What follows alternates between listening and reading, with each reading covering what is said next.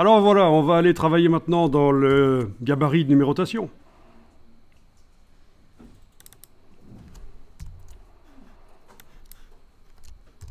Alors ici, je ne vais pas trop vous donner le choix, on va tous faire la même chose. Vous allez sélectionner avec la flèche noire le bloc. Et au niveau de ses dimensions, on va aller changer ça. On va par exemple indiquer 15 et 15. Donc c'est à largeur-hauteur. Confondez pas avec XY. C'est bien largeur-hauteur que je suis en train de modifier. Je fais un carré. 15-15, touche tabulation pour valider. Et voilà, on a un rectangle, non, un carré de 15 mm de côté. Oui, parce que là au-dessus, c'était des millimètres. Et vous allez le placer en bas à droite des marges, là.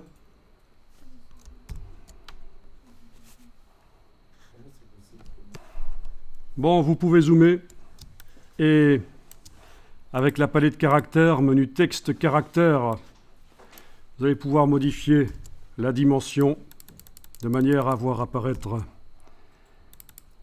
quelque chose. Ici, j'ai mis 16 par exemple. Bien sûr, la police de caractère, on pourrait la choisir et plein d'autres choses. La couleur. Mais on va laisser comme ça dans un premier temps. Après, vous pourrez changer. Vous pourrez même convertir le carré en cercle. Menu objet, convertir la forme, ellipse. Ça vous fera un cercle à la place. Mais vous verrez, vous allez tester ça par la suite.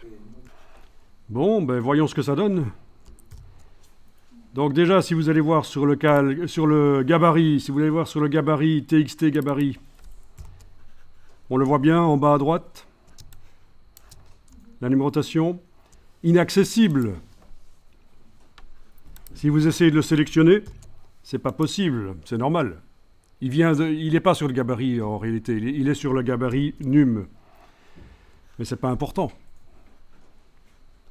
Et si vous allez voir sur les pages, par exemple là je vais sur la 5, est-ce que vous voyez le numéro 5 qui apparaît?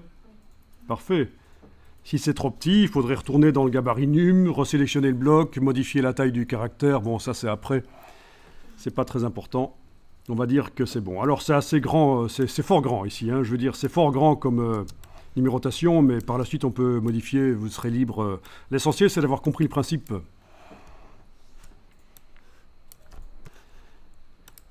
Sans que rien ne soit sélectionné, vous pouvez toujours aussi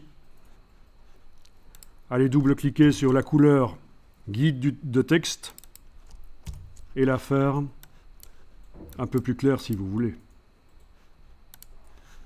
Voilà. Donc même pas besoin de retourner dans le gabarit TXT gabarit, puisqu'on a fait une couleur spécialement pour les guides.